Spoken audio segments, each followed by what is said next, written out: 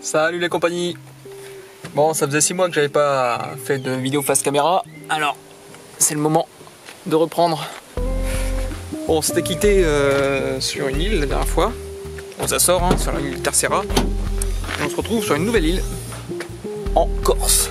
Vous le savez peut-être déjà, mais on a quitté Mayotte, parce qu'on s'était toujours dit que si on avait l'opportunité d'aller travailler en Corse, eh ben, on la saisirait. Donc le jour où l'opportunité s'est présentée, eh bien, on l'a prise. Et là, je profite de quelques heures de calme pour aller faire une petite rando sur les hauteurs d'Ajaccio. On découvre, ou plutôt on redécouvre le coin, parce qu'on a déjà été 2 fois auparavant. Mais les 2 fois où on y a été, c'était au mois de septembre, donc plutôt fin d'été.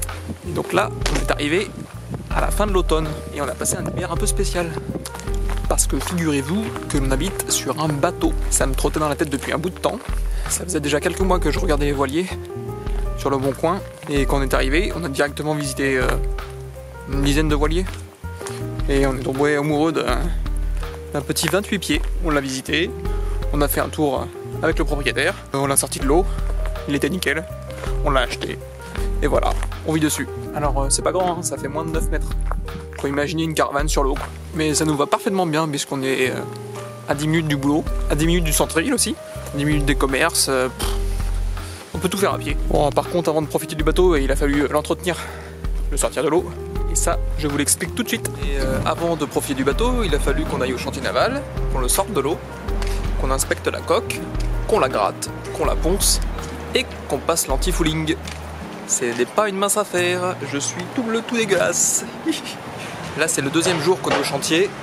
Le premier, on l'a passé entièrement à gratter, à nettoyer la coque. Et là, aujourd'hui, c'est l'anti-fouling. C'est 2 couches. Et une 3e même sur les parties les plus exposées. Le voilà, c'est lui, avec la petite bande, la première couche d'anti-fouling. C'est un peu du boulot, hein. 3 heures hein, pour faire la première couche. Mon île, elle s'occupe de brosser l'hélice en bec de canard. Côté propre, elle a déjà fait ça.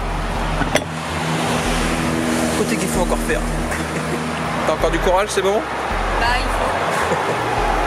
En attendant que la première couche d'anti-fouling sèche, on peut passer à de la réparation. Entre autres, du lot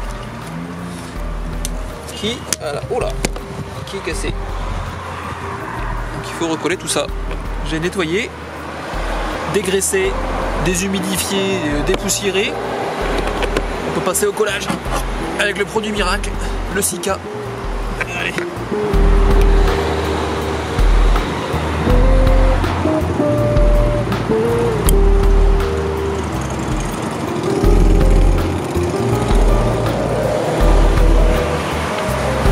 Et voilà. On lui met un petit poids dessus comme ça appuie bien. Et on testera l'étanchéité demain. Bon, voilà, vous savez tout des premiers travaux qu'on a fait dessus. Et après, on en a fait plein d'autres. Je vous présenterai ça peut-être dans une prochaine vidéo. Tous les petits bricolages, l'électricité, zone d'entretien à l'intérieur, un peu de personnalisation. Bon, de base, le bateau, il est très propre, hein. Il a 1 an de moins que nous, c'est tout. Mais son état général, franchement, nickel. Le moteur, il tourne nickel. Les voiles, elles sont pas neuves, mais presque. Moi, j'apprends petit à petit à le maîtriser. Toutes les petites subtilités. Et c'est pas évident, hein, parce qu'il y en a un peu partout. Mais ça vient vite. Pour ce qui est de la navigation, j'ai pas trop de soucis. J'avais fait de la voile avec mon papa. Donc sur un peu petit bateau, mais le principe c'est le même. Donc je pense que je m'en sors pas trop mal. Après, les petits réglages, ça demanderait un petit peu de peaufinement. Mais ça va se faire petit à petit.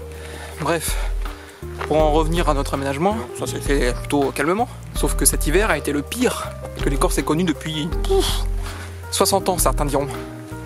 Entre les tempêtes à répétition, une pluie jamais vue, inondation de l'aéroport, les barrages concédés, enfin bref, le bateau lui a résisté, d'autres bateaux à côté ont coulé, le port, la moitié des quais ont été défoncés, et là les beaux jours reviennent, on est début mars, il y a un peu de soleil, c'est encore un peu voilé, mais la température est déjà très agréable.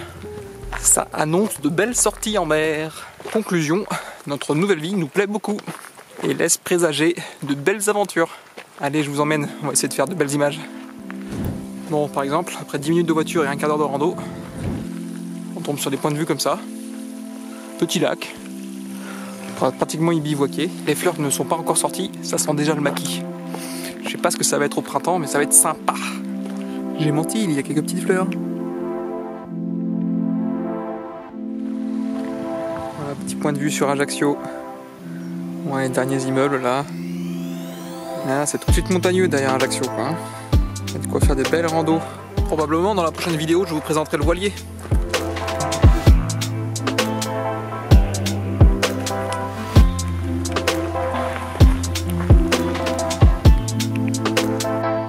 Ça se couvre sur Ajaccio.